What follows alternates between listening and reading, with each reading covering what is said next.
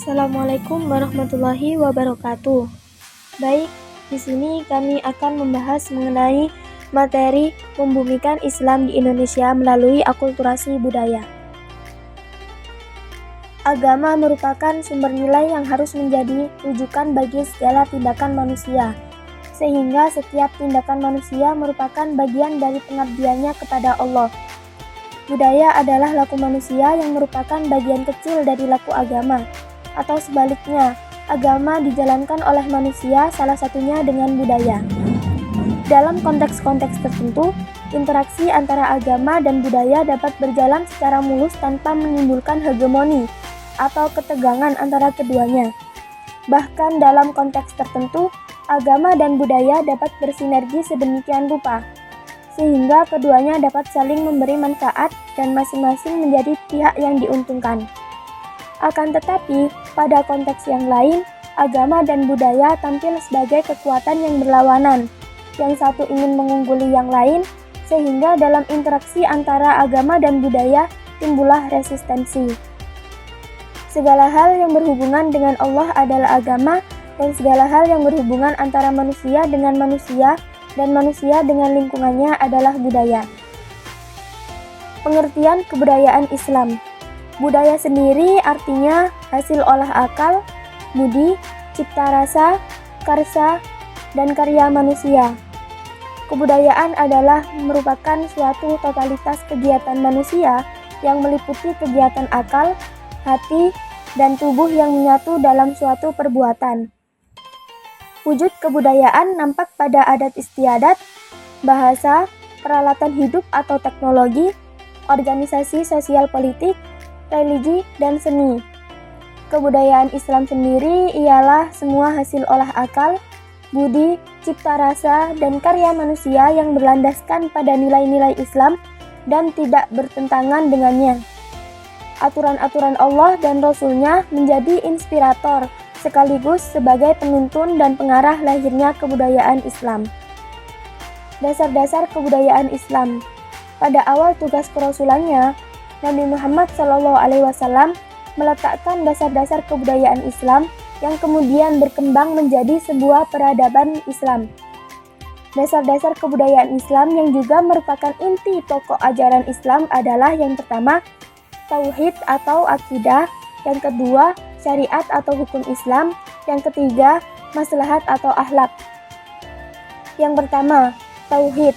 Tauhid menjadikan kebudayaan mempunyai unsur ketuhanan, menjadikan Al-Quran dan hadis sebagai sumber inspirasi dan idealisme berkebudayaan. Yang kedua, syariat atau halal haram dalam Islam, menjadikan kebudayaan menjadi punya kendali. Dan yang ketiga, akhlak atau maslahah, menjadikan kebudayaan menjadi bermartabat dan menjunjung tinggi nilai-nilai kemanusiaan. Dengan demikian, kebudayaan Islam bukanlah kebudayaan sekuler yang bebas dari nilai dan norma agama. Peran dan fungsi budaya dalam Islam. Bagi Islam, kebudayaan adalah perpanjangan dari perilaku agama. Agama sebagai maksud serta tujuan, dan budaya ialah sebagai sarananya. Agama bagaikan kacangnya, dan budaya bagaikan kulitnya. Oleh karena itu, akhlak manusia selalu mengorientasikan diri pada kualitas ilahi di satu sisi dan berbuat baik pada sesama penduduk bumi. Kosmopolitanisme kebudayaan Islam. Sifat ajaran Islam yang universal, mau tidak mau telah berpengaruh pada pandangan budayanya yang kosmopolit, yaitu sebuah pola budaya yang untuk konsep-konsep dasarnya meliputi dan diambil dari seluruh budaya umat manusia. Refleksi kosmopolitanisme Islam bisa dilacak dari sejarah kebudayaan Islam.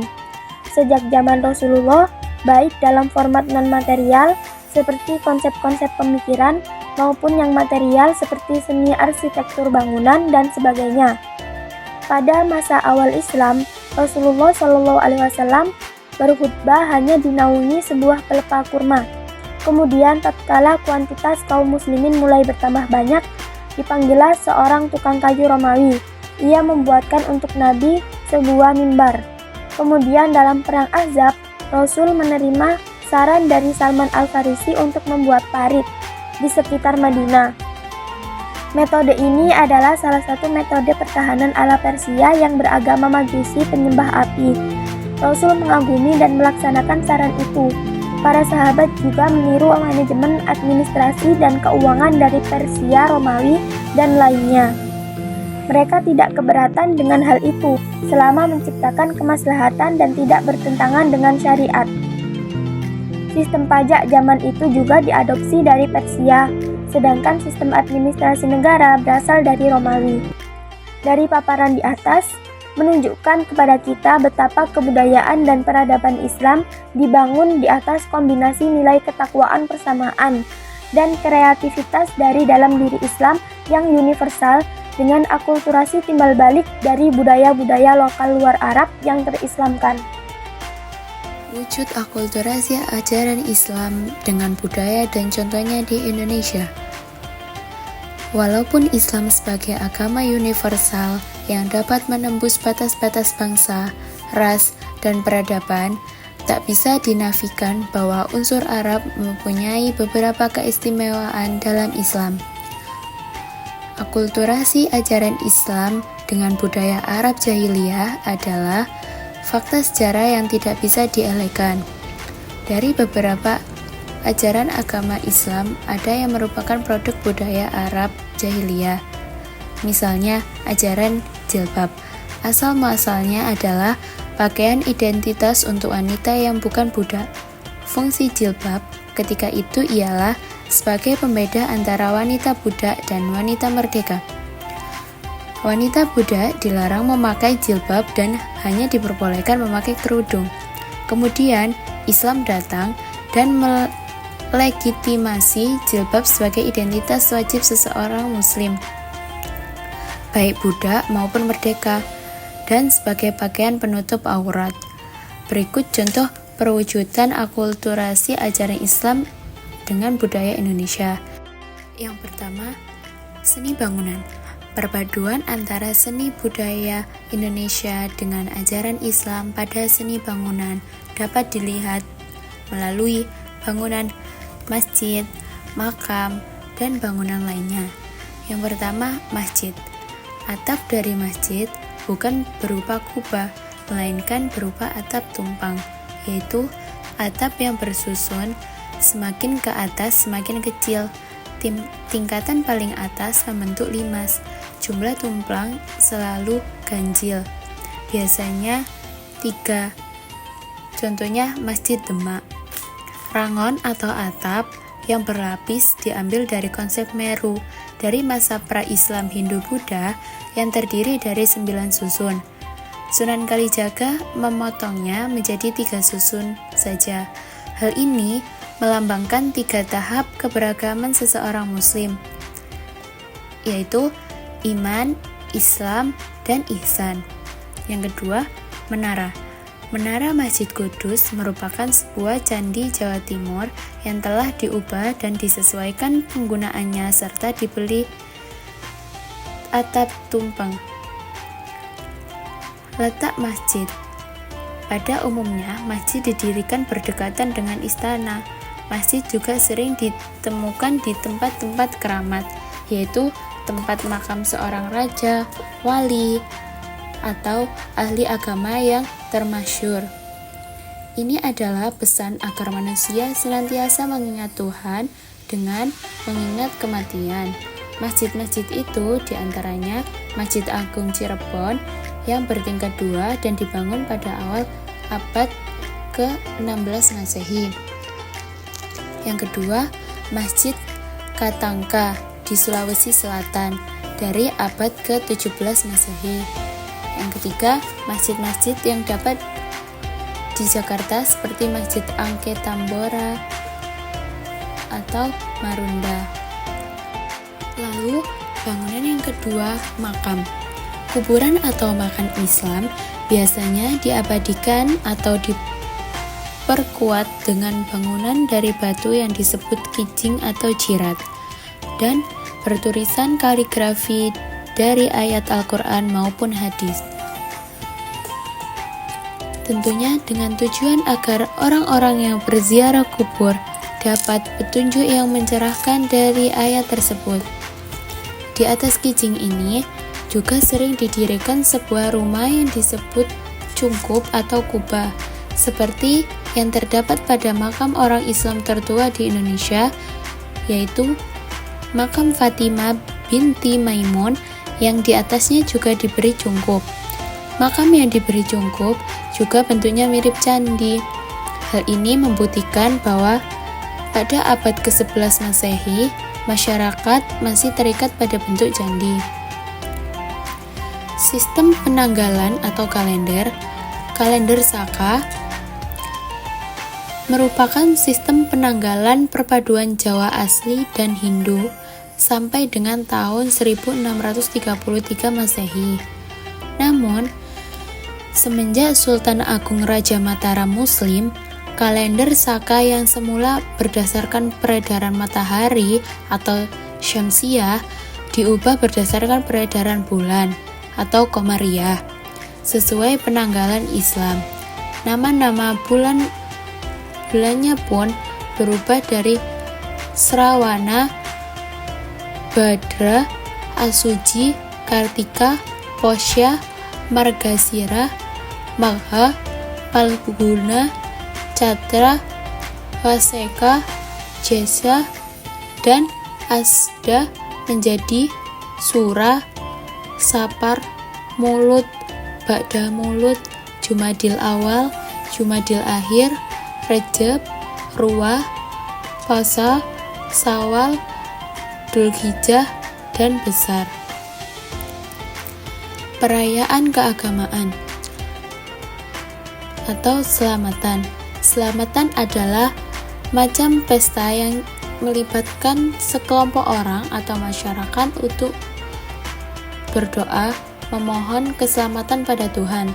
Selamatan dibagi menjadi 4, yaitu yang pertama, selamatan yang berhubungan dengan kehidupan dan kematian manusia, seperti tingkeban, mitoni, dan khitanan. Yang kedua, selamatan yang berhubungan dengan tempat tinggal atau tempat pencarian rezeki, seperti larung sesaji atau sedekah bumi. Yang ketiga, selamatan terkait hari-hari besar agama, seperti malam sura, grebek maulud. Yang keempat, selamatan terkait kejadian tertentu, seperti ruatan. Acara selamatan biasanya terdiri dari pembacaan doa, pembacaan Al-Quran, dan sholawat, dipadukan dengan unsur adat yang dilambangkan dengan makanan seperti tumpeng pada umumnya. Keanekaragaman makanan dan hiasan yang digunakan mengandung makna tersendiri dan mengungkapkan keberuntungan bagi pembacaan doa. Sekaten merupakan bentuk perayaan dari kelahiran Nabi Muhammad SAW atau biasanya disebut dengan Maulud. Di Yogyakarta dan Surakarta, sekaten juga menjadi ajang untuk kekuatan dan pawai patriotisme pendiri Kerajaan Mataram. Pada hari kelahiran Nabi, seluruh pusaka kerajaan, termasuk gamelan dan keris, dibersihkan dalam suatu upacara penyucian khusus dan diarak keliling kota. Di Yogyakarta juga merayakan Grebek Maulud setiap 8 tahun sekali. Pada perayaan inilah Sultan Yogyakarta menendang batu-batu yang diletakkan di sebuah pintu keluar dan masuk agar terbuka. Peristiwa ini konon lambang Nabi Muhammad membebaskan pengikutnya dari orang-orang yang tidak percaya di sekeliling mereka. Terus keempat, seni rupa wayang. Pertunjukan wayang adalah suatu bentuk pedalangan yang populer di Indonesia sejak masa pra-Islam dan merupakan salah satu sarana penyebaran ajaran Islam. Wayang sengaja digunakan sebagai alat penyebaran agama Islam sebagai mana dilakukan oleh para wali dan memperkenalkan ajaran-ajaran Islam, karena pada waktu itu budaya Hindu Buddha masih melekat kuat dalam diri masyarakat. Perwujudan akulturasi ajaran Islam dengan budaya yang selanjutnya yaitu seni sastra. Perkembangan awal seni sastra Indonesia pada zaman Islam berkisar di sekitar Selat Malaka atau daerah Melayu dan di Jawa. Seni sastra zaman Islam yang berkembang di Indonesia sebagian besar mendapatkan pengaruh dari Persia. Seni sastra yang muncul pada zaman Hindu disesuaikan perkembangannya dengan keadaan zaman Islam. Di antaranya yaitu Mahabharata, Ramayana, dan Pancatantra, yang diubah menjadi Hikayat Pandawa V, Hikayat Sri Rama, dan Hikayat Pancatantra. Selain seni sastra tersebut, juga terdapat kitab-kitab suluk dan wirid. Suluk berkaitan dengan ajaran spiritual Islam Jawa, suatu perdagangan tasawuf dan budaya Jawa tradisional. Inti ajaran suluk berkaitan dengan pencapaian pengalaman mengenal Tuhan atau makrifat Allah, sedangkan wirid atau serat wirid adalah ajaran-ajaran serupa yang diungkapkan dalam bentuk prosa. Selanjutnya ada seni tari dan seni musik. Pengaruh Islam juga dapat ditemukan pada seni tari Nusantara, seperti tari Zapin di Kepulauan Riau. Nama Zapin berasal dari bahasa Arab, Zafan, yang artinya penari atau langkah kaki. Tari Zapin digunakan sebagai salah satu media dakwah di Nusantara, karena tarian ini tergolong tampil santun saat disajikan dan alunan musiknya berisi lagu-lagu bersyair Arab. Tari Zapin juga tidak dapat dipisahkan dengan musik pengiringnya, yaitu gambus dan marwas. Selain Zapin, ada juga tari Seudati dan Saman dari Aceh, Panjidur Yogyakarta, dan lain-lain yang merupakan hasil perpaduan ajaran Islam dengan budaya setempat. Selanjutnya ada sistem pemerintahan. Kerajaan Samudra Pasai merupakan kerajaan pertama yang menganut sistem pemerintahan yang menerapkan hukum Islam. Perkembangan Islam semakin bertambah pesat setelah berdirinya Kerajaan Demak dengan raja pertamanya yaitu Raden Patah. Ada beberapa hukum Islam yang telah diterapkan, yaitu penggunaan mata uang emas dinar di Kerajaan Samudra Pasai, peradilan Islam di Kerajaan Mataram, pelaksanaan kewajiban sholat, puasa, dan hukuman rajam di Kerajaan Aceh, serta hukuman potong tangan bagi pencuri di atas 1 dinar di Kerajaan Banten. Perwujudan akulturasi yang terakhir yaitu kosakata. Kosakata berbahasa Jawa maupun Melayu banyak mengadopsi konsep-konsep Islam. Banyak sekali istilah kata benda yang menyerap dari kata bahasa Arab, seperti wahyu, ilmu, selamatan, tasyakuran, halal, haram, dan lain-lain. Sekian informasi yang dapat kami berikan. Semoga bermanfaat bagi kita semua. Terima kasih. Wassalamualaikum warahmatullahi wabarakatuh.